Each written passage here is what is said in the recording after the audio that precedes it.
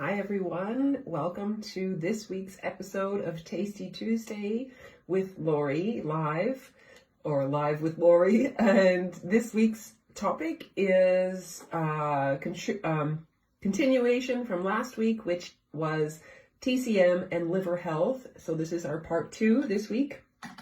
Welcome.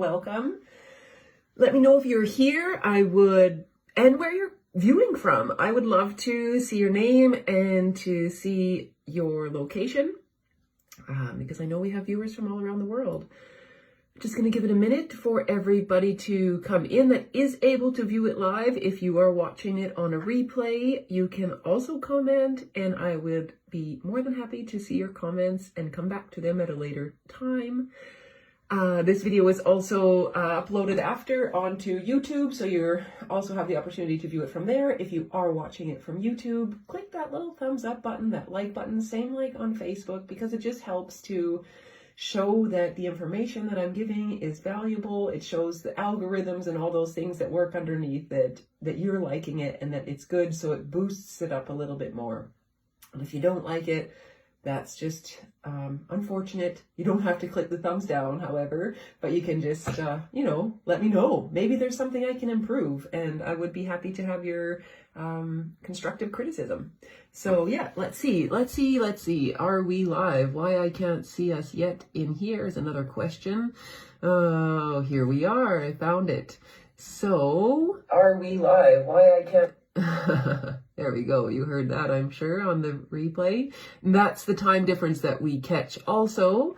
So I don't always see the comments right when they come in, and I might miss it exactly, but I do my best. That's why I have the second screen here, so I can see the comments, because I can't see it from my phone, which is where I am recording from or coming live from. So welcome to today's episode, TCM and liver health. We will get started because I personally don't like watching other people's live videos and seeing them wait while I'm waiting to hear the information. So we're going to get started. If you are again viewing this live, please let me know that you're here so I can see you and feel that energy from you. If you're viewing it on a replay, absolutely as well. You can type in #replay, tell me you're here, say hi, where you're viewing from. And as I speak, if I speak too fast, let me know. I can do my best to slow down. If there's information that you are unsure of and need more clarity, also let me know. And my cat is coming in here for some TCM and liver support, apparently. Hopefully she will be quiet for this hour. Let's see. Well, although we don't usually talk for a whole hour, or I don't, and I'm not planning to today as well. So let's see how things go. Welcome. As you can see, I have a beautiful sun shining through in the window today, and happy that we have that beautiful sun, because that's what it's all about, springtime, which springtime is also a connecting point to our liver. And I do honestly hope my cat is going to behave well for us today. So, a little bit about myself. My name is Lori Voss Furukawa. I'm originally from Canada. I left Canada when I was 22 years old to move to Japan to teach English. If I go back a step first, while I was in Canada, if I speak to you specifically about my history and my liver health, here's my intro for you. So I was quite young when I first started drinking alcohol. It was common around me. It was something that many people did and many people consumed, and I wanted to be cool and I wanted to be part of that, and I took that on from a very young age. I think the first time I got drunk actually was when I was probably 12 or 13 years old. I was at a family wedding, so it was considered a safe place to be drinking alcohol, as opposed on the street with all kinds of people. So yeah, that was my first experience with it. And then I continued to drink quite regularly every weekend for many years after that. Unfortunately, it affected my liver naturally, as things do. We don't always see the effects as we are doing things, and they come later on in life. I continued to have also other unhealthy or poorly choices that I made, lifestyle choices, which affected my liver as well, with all kinds of things like dyeing my hair regularly and all the products that I used on my skin and all the chemicals that were in my life not knowing it, laundry detergents, stuff like that as well, fabric softeners, all these synthetic smells and chemicals, they really do affect us, even though we don't often think about it, but it affects our body. We inhale them or we ingest them, and they affect our body. Our body has to process them and cleanse through them. So I had really already an overburdened liver from a young age.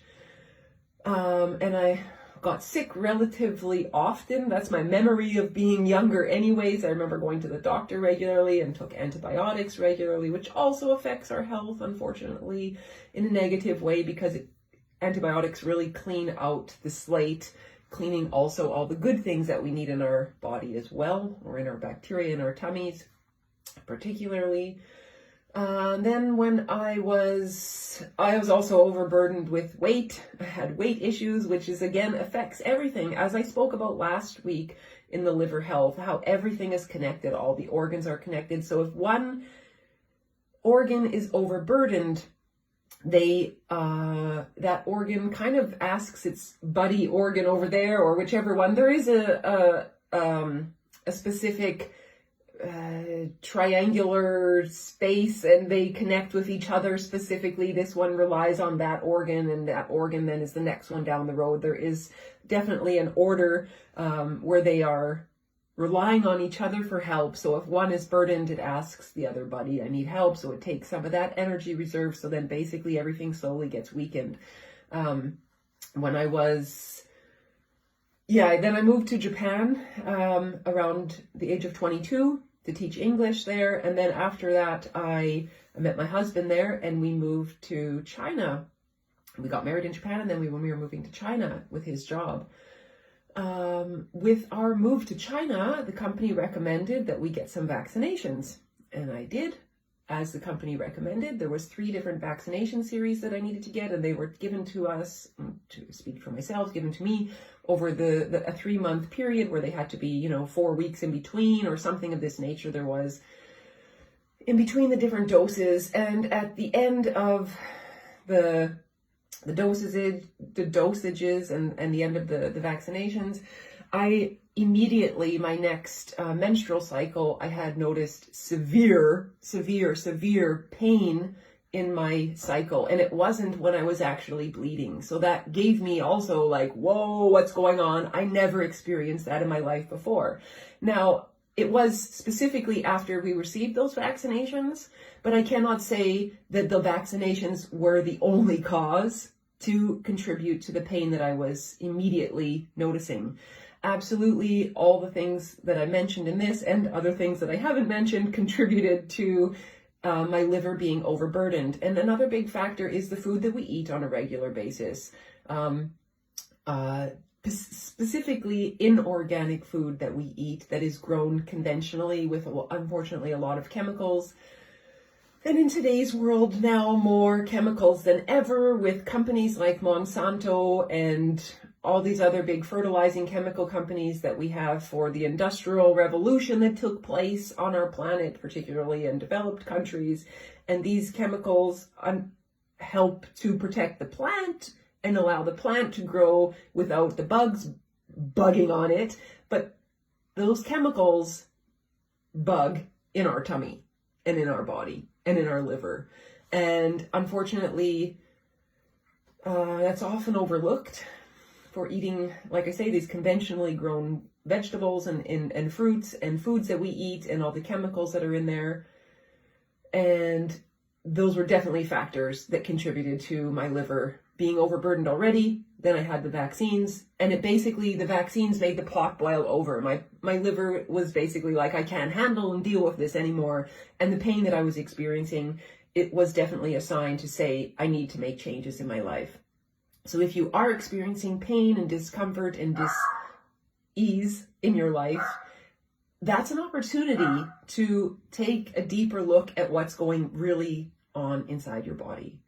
Of course, it's unfortunate when we come to those spaces in our life and we have to deal with the pain and we have to have interventions, or we have this space where it gets to such a level. But the silver lining is we have an opportunity to turn things around when we start to take a deeper look at root causes and start to look at the cleansing and how we can repair And we have that opportunity to do that through the food that we eat, which is the information that I am so excited that I have already curated a program, and we're in the middle of the program. Actually, yesterday we just had our fifth session, so that's really, we're in out of 9 sessions together. That's the middle of our program, and it's so awesome and it's so amazing to really talk and teach about how food is our medicine and medicine is our food, and really shifting that perspective. I'm sure we've all heard this famous quote from Hippocrates before, but really putting that into practice is the key for our health and longevity. So that's my story, how I got shifted into really looking into liver health. So when someone requested to speak about liver health on Tasty Tuesdays, I was like, oh yeah, here we go. This is my kind of like my baby, right? It really does fit together. So let me know, do you have also a story where you've, been taken down a road and you realize that this is where you need to be healing or working on? Let me know. I'm curious how other people's stories are. What got you onto your healing journey?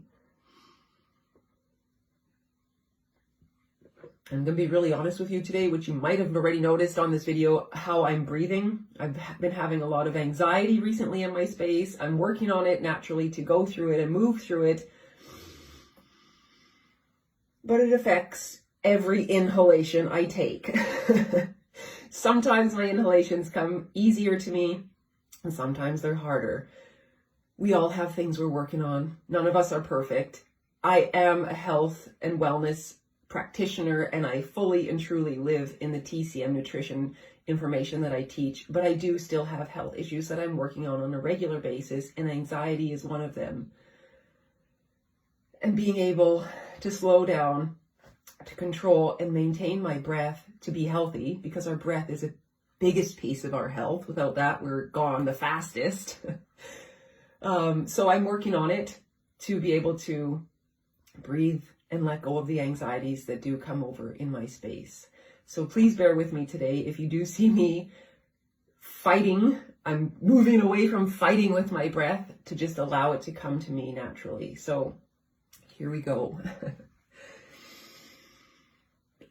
Yes, taking a moment to really just breathe, because when I keep going and talking, it also keeps me out of that natural breathing cycle as well. So thank you for bearing with me and for listening and being here with me on this journey as well, as I still show up for you. And I'm happy to do so, because this is really my passion in this lifetime, to be able to give you this information, to be able to provide you and empower you with this information so you can make healthy changes and choices in your life as well. So basically, when I started to realize that I needed to do work with my liver, I started, doing research and looking at books and finding different things. This was end of 2009 when I first realized that there was an issue, because like I say, my body was screaming at me in pain. 2010 was when, end of 2009, we moved to China. So 2010 got a little bit settled in, and I started to do more research. I knew that I had to, and I knew that there was big issues for me that needed to be looked at. And I very quickly realized the connection between hormone health and our liver, because our liver really is that filter and acts as the cleanser, and it's helping purify our blood. And what's in a woman's menstruation cycle? Blood. What creates new life? Blood. Without that, we will not be able to have and hold a baby inside of our body, because that's where that baby is getting all that nourishment from, is our blood. So when our blood is in not ideal condition, that's when our liver starts, it's connected. The liver is having issues. The blood is also, what we're eating and putting in our body is creating that backup, that backlog, the cleansing, the drainage system is clogged up basically. And then we also have the problems with our blood that show up often for women in hormonal issues, anything to do with the uterus, the womb space, the fallopian tubes. All these different things are definitely connected to the liver. And our liver is also a major connecting point for hormonal issues, for transporting the hormones throughout our body as well. So if those are issues for you, if you feel like your hormones are out of balance, definitely liver check-in is key, okay? So yes, I have some notes here because I always want to make sure that I'm on the right, going in the right track and have the information for everybody that I want to share. So what can you do to support your liver? That's the obvious question that everybody wants to know and wants the answer to. And there's lots of different things we can do. It's important to take that holistic approach to what we can do for supporting our liver. So first and foremost, if you haven't seen the part 1 of TCM and liver health that I did last week, take a look at that video because it's really potent information as well, speaking about the interconnectedness, all the different points that are connected. In TCM specifically, we have the 5 different elements, and we're going to connect those elements to a season, and each element and season is connected to an organ. They're connected to the color. The color of our liver is the green color, actually. It's the season of spring as well. So many different amazing things are in that space already. If you haven't seen that episode, it's still up on the Facebook page. You can view it there. You can also take a look on YouTube channel. On my YouTube channel, just search Lori Voss Furukawa. You'll find my other YouTube videos there as well. Definitely take a look because I mentioned already the groundwork of limiting the burden as well in that space. So I don't want to go too much into that in today's episode. But just quick recap, you want to think about removing synthetic chemicals as much as possible from your life. I cannot just say diet because, like I mentioned last week, and like I already mentioned today, even things like the fabric softeners and the detergents that you use to wash your clothes, they're going to be absorbed into your skin, into your body, and guess whose job it is to cleanse it out? Your liver!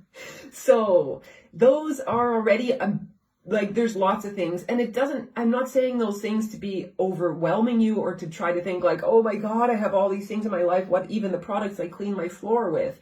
But the point is, the awareness is number 1, and then the number 2 is we can start to make the changes step by step, slowly, as you get moving in that. Like I say, next time you go shopping, you need to buy dish detergent. Look for a more natural brand of dish detergent. Yes, unfortunately, these products are usually more expensive, but they are better for your body and for the environment because the chemicals hurt our body. They're also hurting the environment. So when they go down our drain and out through the sewage system, all those things, it affects all of it.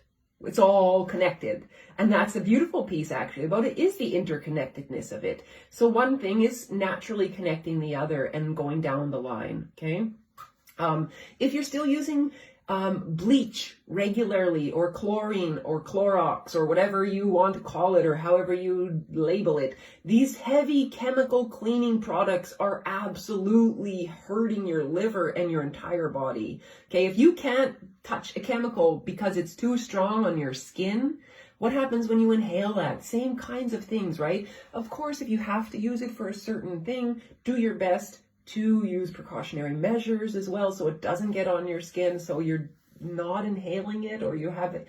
Now we all have been used to wearing masks for the last 2 years. Put a mask on when you use it. Maybe it'll help a little bit. I haven't done the research on the chemicals and mask wearing. You might need to have really a bigger mask to really have a positive effect in that way. However, the point is, do your best to eliminate these chemicals out of your life as much as possible. Also, what's the toothpaste you use even? Like I say, hair dye, hair products, facial creams, perfume. What kind of perfume do you use? There is more natural scents out there if you still want to use a perfume. Underarm deodorant. What kind of underarm deodorant do you use?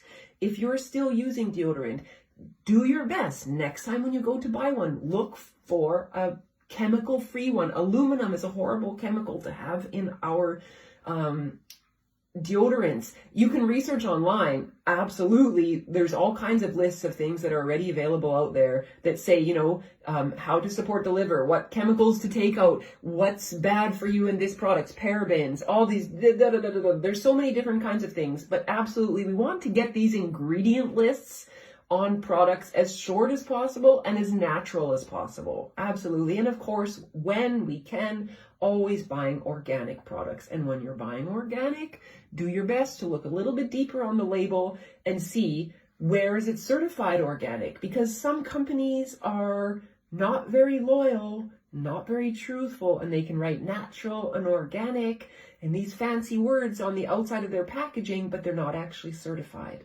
So take a look. It's up to you as a consumer to take a little bit of a deeper look and see what really is in the products that you buy. And when you have that purchasing power, you have the ability to make a difference in your life as well. Okay?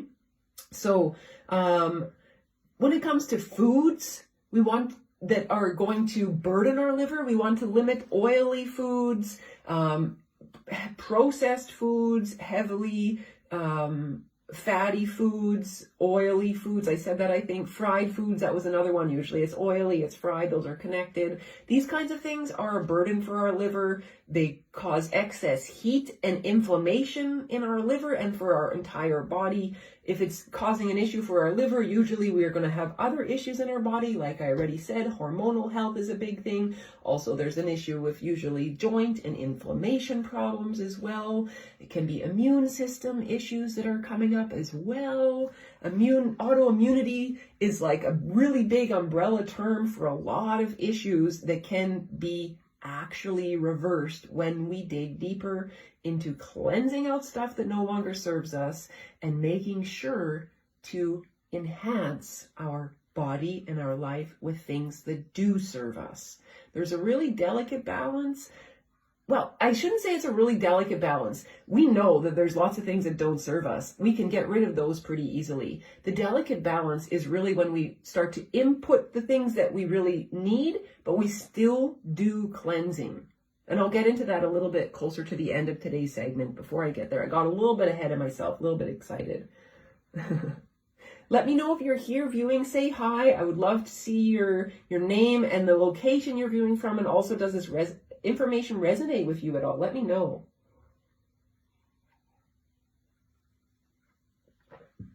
So another thing that you can do to help your liver, or to help by removing the burden first, is also limiting your alcohol intake.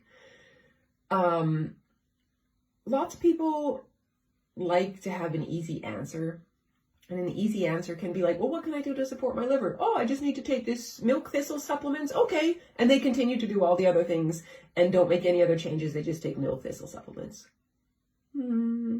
So. Not really helping when we still continue to put in all those other burdening things into our body by, like I say, whether or not it's topical or it's inhaling through perfumes, through fabric softeners and all these other synthetic smells, or whether it's something we actually ingest. So alcohol is a really big factor because, of course, we all know that it affects our liver.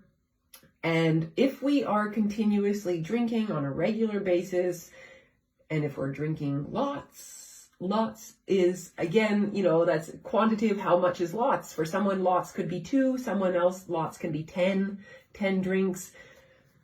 I'm not going to tell anybody what to do exactly, but I will tell you that basically alcohol is a burden for your liver. It's that simple. What's a safe amount? I can't really say because I don't know your specific condition. I don't know your specific body. I don't know how burdened your liver is from other factors. Or maybe you just have a weak liver to begin with, which can be the case for some people as well. So maybe 1 glass of alcohol is too much for some people. And that's me. As I mentioned earlier in this episode, I said how I had many years of continuous drinking every weekend. And then as I grew older, I also started to drink a little bit during the weekdays. I'd have a glass of wine or 2 when I started to develop a taste for wine. So I would drink a little bit on the weekdays, like I say, in my evening with dinner. And then I would have more on the weekends. So I realized that alcohol was affecting me really negatively.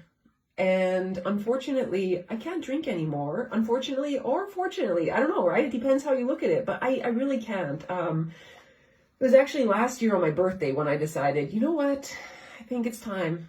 And I was talking to a friend about it, and I said, I think I'm not going to drink anymore, but I don't know, I kind of want to say like maybe for never, ever anymore, but I feel like that's really hard to say, and I didn't want to commit to that. So she's like, well, maybe what if you just say like until, my birthday's in the summer, if you say till like the autumn equinox, or, 1 month or two. I've done 1 month before with no alcohol, so I thought like that wasn't really what I wanted. So I said, okay, I thought I'll try like till the autumn equinox, till mid-September, something like that. And as time went on, I said, no, I don't need this anymore. I really don't need alcohol. I know how every time I have even one glass, it affects me negatively. I felt it so quickly. And it basically, if I would have even just one glass of wine, before I even finished the glass of wine, my sinuses would be so plugged up. And I would just feel it right away. If I would go to the extent of having 2 glasses of wine, by the end of that, I'm just sitting at the table, like trying to blow my nose, trying to get everything out. Of course, nothing would come because it was just all stuck in there. Didn't happen recently, but a few years prior, if I did have more than 2 glasses of wine, I would usually end up with a sinus infection or a cold or something along those lines because it was triggered from a night out of drinking. And I didn't always realize that that was the contributing factor. There was a space when I was in the Philippines, specifically, that I had many health issues compounding. I had gone through some miscarriages. I was dealing with a lot of anxiety. I was dealing with a lot of fatigue. I was sleeping all day. I was weight gain, all these different things. So hormonal, all kinds of different things. They were, I was really off. And then I had already some skin rashes. And then I also developed like a fungus on my toe, kind of like athlete's foot. It looked something like that, right? So I thought, okay, I probably got that from, going to the yoga class I managed to go to once a week, something like that, whatever. It doesn't matter. And it could have been just the fact that my body was so down. And that's when sometimes these viruses come out in our body, or infections infections or viruses come out in our body because our body the immune system can no longer suppress the virus or hold it back anymore. And when our immune system gets weakened, all of a sudden now these viruses that are basically dormant in our body come out. So I had developed this fungus on my toenail, and I thought, okay, I'm always been going natural now for many years. So I started to put on some like tea tree oil and some other natural oils that I had at home, and coconut oil, this and that, and it was okay, not too bad, not really getting better, not getting better, not necessarily getting worse. And then one evening I went out with a couple friends. We went to a friend's house to watch the movie, this and that, and I had 3 glasses of wine, 2.5, 3 glasses of wine. The next day, my toe was so bad. It was throbbing. The infection got worse. I said, okay, there's an obvious link. I drank the alcohol. Now my foot is in worse condition. I have to stop this. I wasn't ready to stop forever, but I stopped for a couple months. And at the same time that was also occurring, I had a blister on the back of my foot, and the blister got infected. It's like these kinds of things, generally our bodies should be able to take care of and be able to handle and work through. Maybe sometimes, like with the toenail fungus or something, we can put on a little bit of a cream to help, antifungal cream. Again, it can be more of a pharmaceutical product. It can also be necessary sometimes to really get that under control. So at this point, I was really like, okay, there's a big problem. I need to go deeper. And like I say, so I really said no more alcohol for now, because I see that's a direct cause and effect. I ended up taking homeopathic medicine, and at the same time, that's when I really got my TCM Nutrition information. It was a really amazing time, because that's the same time when all those things were starting to really peak in my body, to become really, I was going to say sour, but to become really extreme in a lot of different ways. A lot of different things were coming up and were showing me how unhealthy I was, really. I also had the opportunity to be learning from my current, and at the time it was the first round I had studied with my TCM Nutrition teacher. And it was like, okay, I got to put this information into place now, because my body is really bad. And if I don't put this into place, there's no point in learning it. So do or don't, but this is your turning point. And I did. I started to put everything into place. And within 3 weeks, I started to notice energy levels shifting, everything in my body. Weight was slowly drifting off. I'm not sure that's the right word, slowly was going away. Everything started to shift, and it was like, okay, yes, this is the medicine that I need. Food is my medicine. I need to start making these changes into my body. And then things started to shift and change. So alcohol, that was in 2018 when I really saw the direct connection between how drinking a little bit of wine and how it affected my body, like instantly. And I started to slow down at that point already, but I wasn't ready to give it up yet. So I would still sometimes have a glass of wine or a glass of sect or sparkling wine, stuff like that, here and there. Still knowing that it wasn't good for me, but I wanted it, and I still had it for the reasons that I did. And then, like I say, as time went on, I continued to see the effects of every time I would have a glass of wine. And at that point, it's kind of funny. At that point, actually, I was like so determined. I was like, okay, well, maybe it's just the wine. Maybe the wine's just bugging me. I don't really like beer. I never really was much of a beer drinker.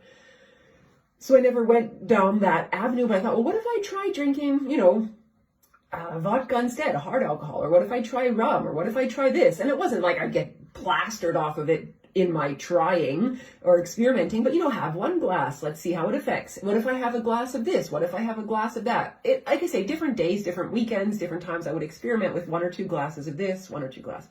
Everything I drank, no matter what, my body was not happy. And every time I felt it. And it was like, dang it, I can't. And again, it's social drinking. You want to go out and have a drink with friends or this, or go to a party, this kind of thing. But I really realized how much I could see that alcohol was negatively affecting me. So it was already coming from 2018. I was slowly lessening my consumption. And it was just finally last year, 2021, in July, where I said, this is enough. Why am I still having 1 glass when I know that it gives me sinus trouble? And basically, the connection there is because when we're doing something like alcohol, liquids go through our system faster than food, right? It doesn't have to be digested and all that. We don't have to break down all the fibers and everything, right? So when I would drink the alcohol, it goes easily to your liver.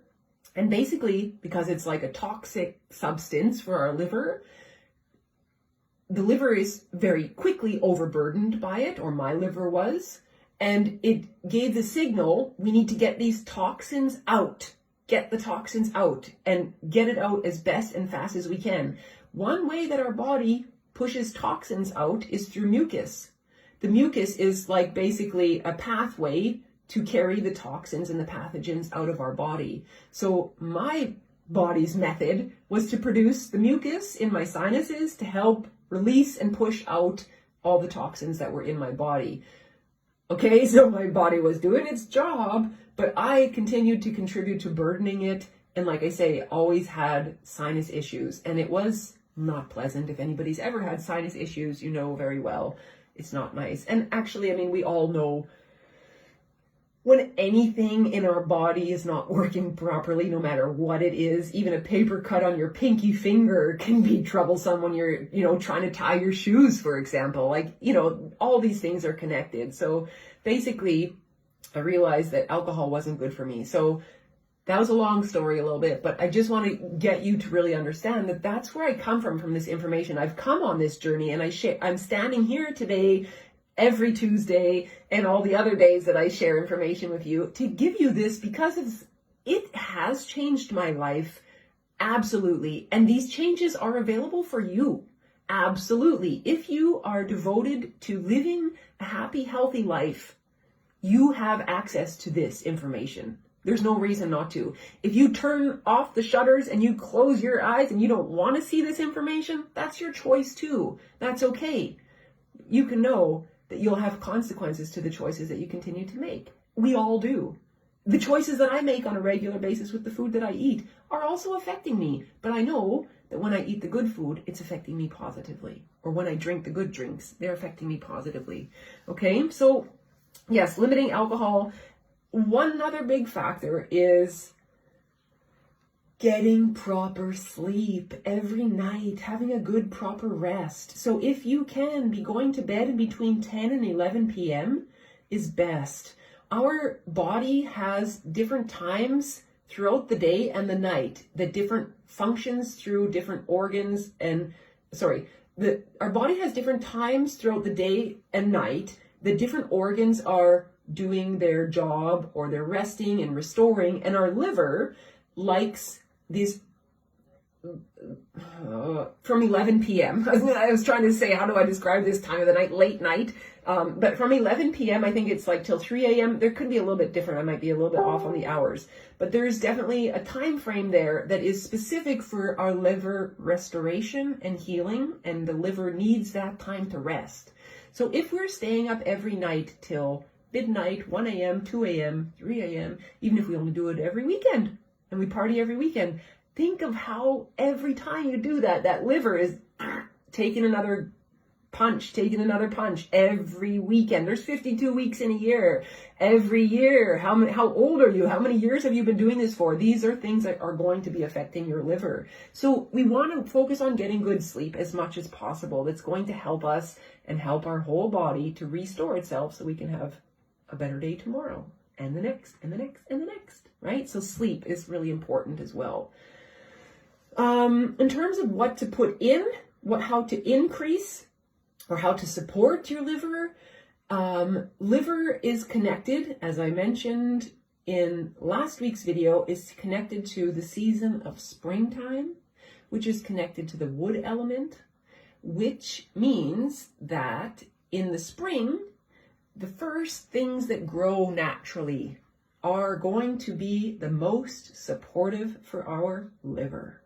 For example, if you are in the northern hemisphere, you're going to be experiencing spring now, and most likely you will have, depends where you are, because, for example, in Japan, I don't think I ever saw rhubarb there, although it might be, I can't recall, to be honest. But rhubarb, this is a beautiful, beautiful, technically vegetable that is supportive for our liver because, well, like I say, we don't have to know all the facts and all the science necessarily. It's growing in the spring. It is there naturally to support us.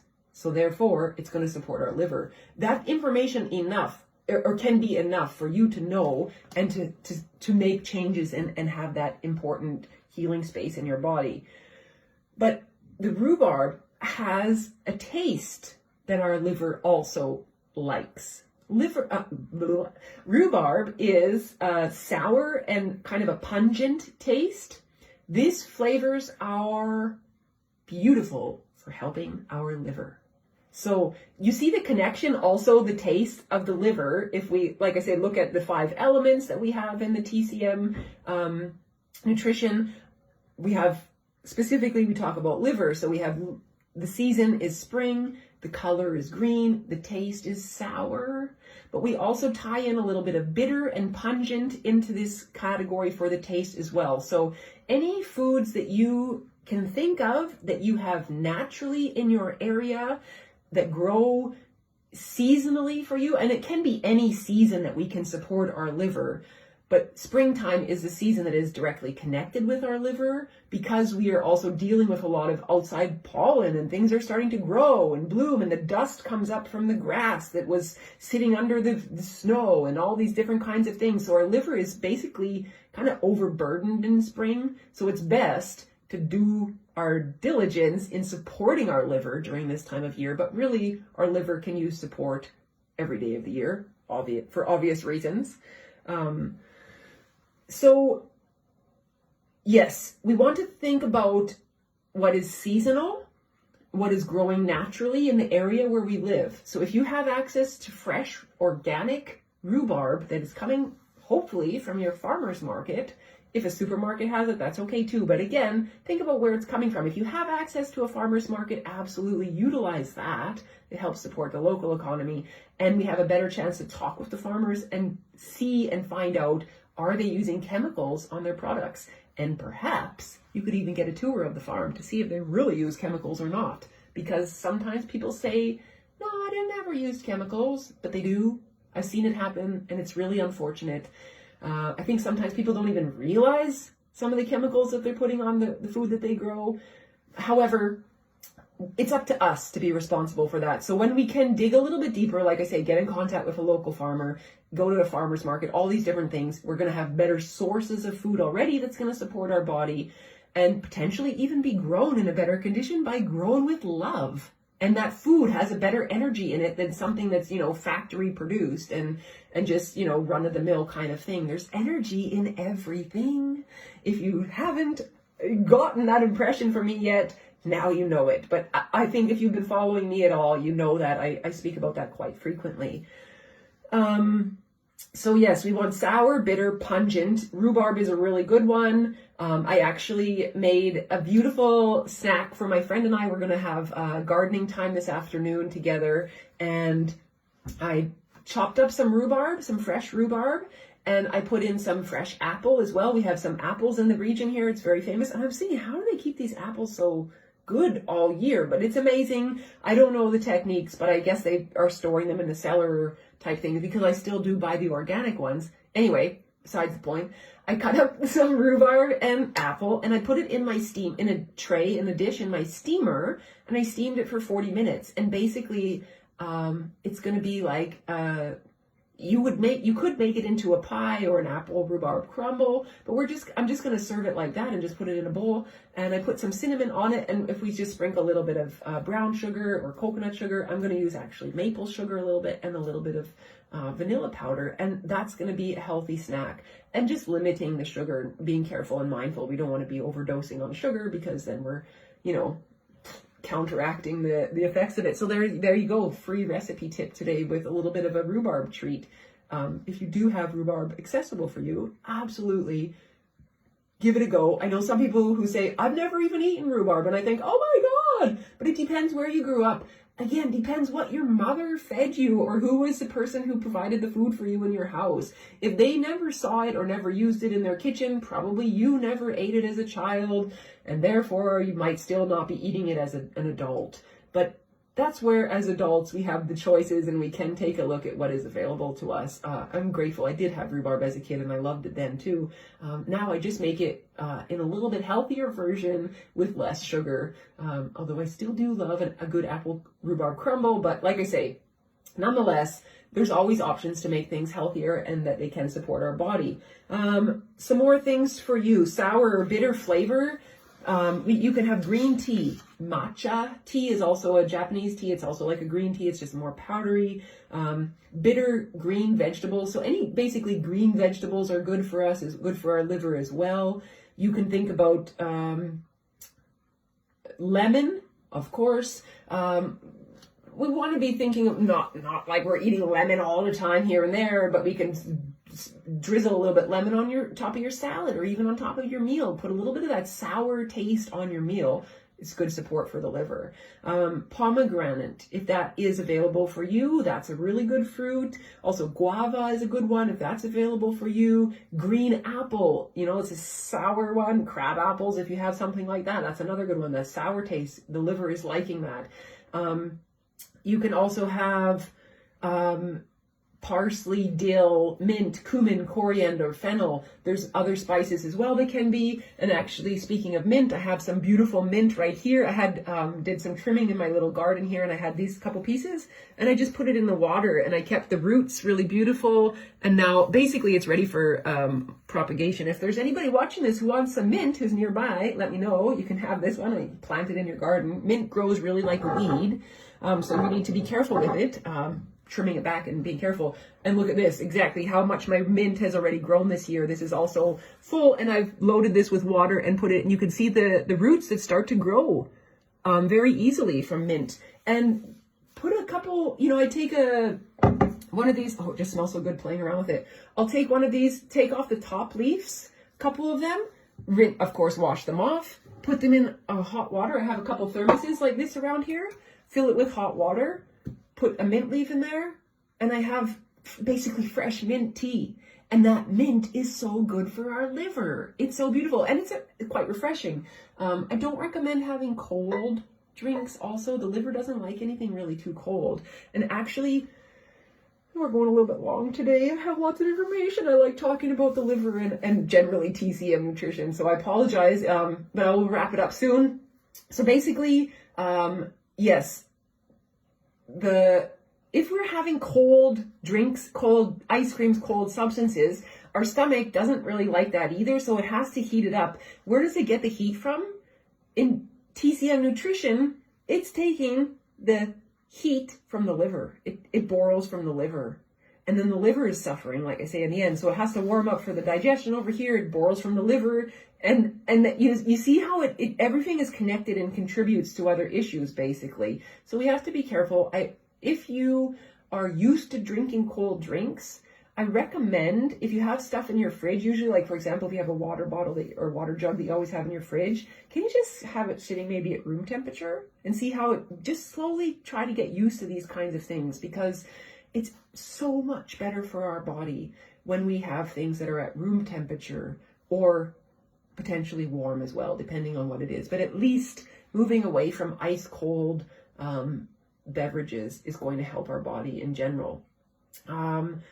You can also have dandelion tea. Dandelion, basically everything is good for our liver. If you don't have a clean space available to you where you can find fresh dandelions that have not been sprayed with chemicals, definitely a health food store will have dandelion tea, dandelion root this and that, and all kinds of different amazing things for dandelions.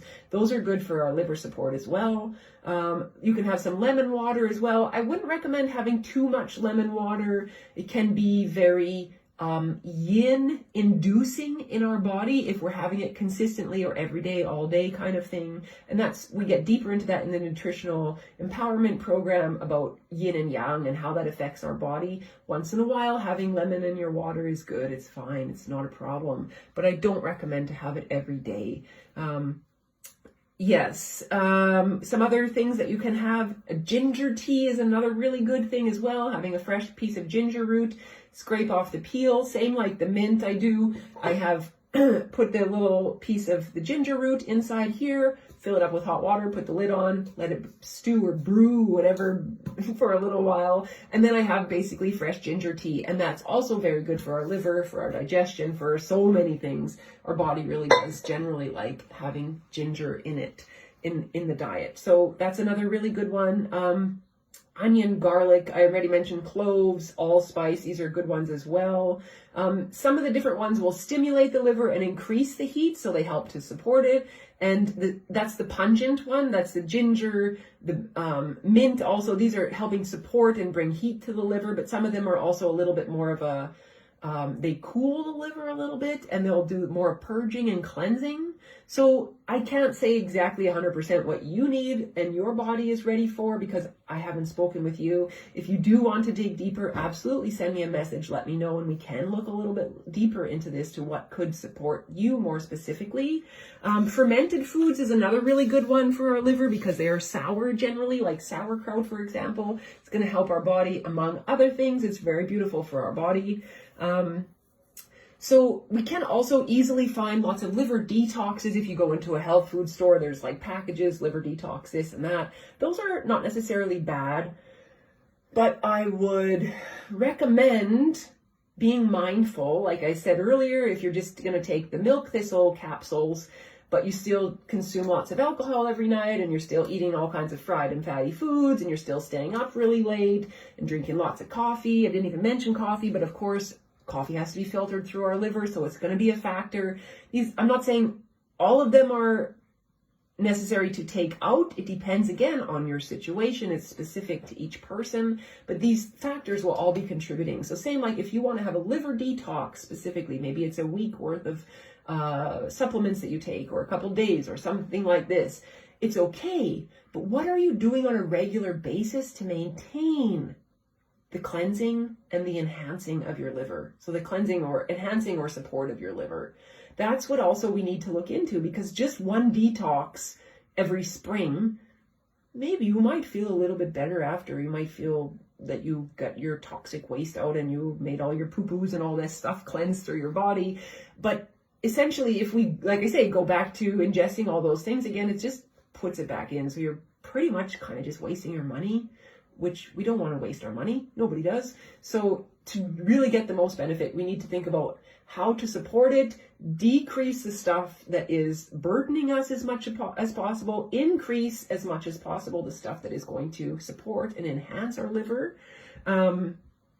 Basically, we need a good base in our body in order to do a proper detox. So that's where we want to get into life force enhancement. And that is exactly what we're working on in Nutritional Empowered Transformations program. We work on life force enhancement. When we enhance that life force within us, when we enhance the system in our whole entire body, then we can successfully go through a detox. And so it's like, I was actually just talking about this yesterday. So we're building up our life force, and we do a detox. It cleanses out everything. We build up our life force, we do a detox. We build up our life force, we do a detox. You see how it's still, we're going higher. We build our life force, we do a detox. We do a life force, build up, we do a detox. The detox is always going to be that cleansing, the taking out.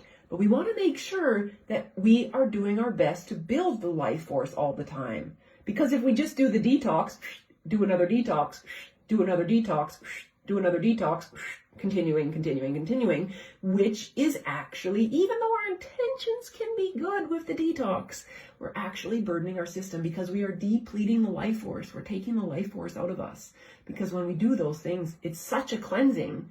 Like I say, everything in balance and moderation, and we need to look sometimes a little bit deeper at what is really serving our body.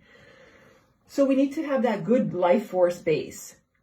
If you are interested in increasing your life force enhancement, increasing that healthy base within your body, I have a beautiful program called Nutritionally Empowered Transformations. And it is just that. It's a nutritional empowered transformation. But we don't only work with nutrition. We work with our mindset a lot, actually, because our mind is the biggest factor for cultivating change in our life. So if we still have all these old thought patterns and those stubborn old ways of how we're going to do things, it's going to be really difficult to make the other changes. When we can start to shift up here and make things go smoother and easier, we can start to shift things throughout the rest of this space. Okay? So this 3-month program that I'm offering you is friggin' phenomenal. It really is. It's absolutely life-changing. And I wouldn't be here standing up here talking about it if I didn't truly believe in it. And it's not just because it's my program and that's why it is. It's my program because I created it for you, but because of the practices that I've done over many years. And I have made them into a package program that is absolutely transformational for you. We have 9 group coaching calls, and in that time frame, you will learn the absolute foundational practices that have the potential to shift your life for the rest of your life, for future generations, and for the health of our entire planet. You will have that new TCM Nutrition information under your belt, literally, and if you do it, your belt size will get smaller. Mine did. Very gratefully it did, because of course nobody likes to be carrying around extra weight. Let's be realistic here, right? So getting rid of that extra weight is going to also help to shift your health. Those things really do go hand in hand. Some people are skinny and have health problems, but majority of people who are carrying extra weight are also having health problems. This is definite. So basically, you're going to have the TCM Nutrition Foundation under your belt, and that will allow you to have that wisdom to be able to carry it through every day of your life. And that will absolutely enhance and change and transform your life. You will be able to do the things you want to do for yourself, for your kids, for your grandkids. And like I say, for future generations to come as well, and for the health of our entire planet, because that is really this beautiful, holistic, harmonious approach to health and wellness. You have the opportunity to join the waitlist right now if you are interested. Just being interested in it and contacting me, setting up your clarity call, we have a little chat together, you automatically will be able to save 500 euros on the next round of this course. Just that simple. It's really that simple. The next round is starting in July, and it will be July, August, September. And you might be thinking, oh, but that's my summer. It's okay, because slowly as we start to make these changes, we're always going to have different things going on in our life. So we just need to make that commitment to be able to take the steps to have the better future that we really want.